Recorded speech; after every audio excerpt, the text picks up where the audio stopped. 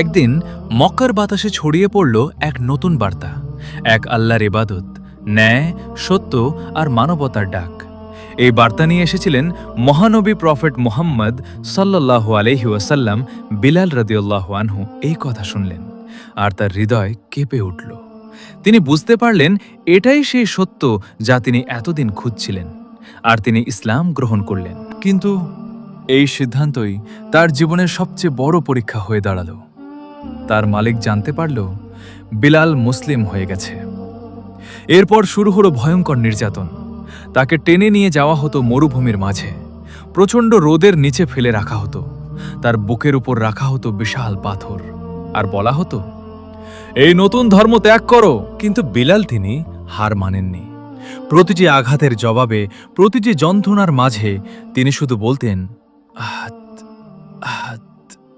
তার কণ্ঠ ছিল দুর্বল, কিন্তু তার ঈমান ছিল পাহাড়ের মতো দৃঢ়।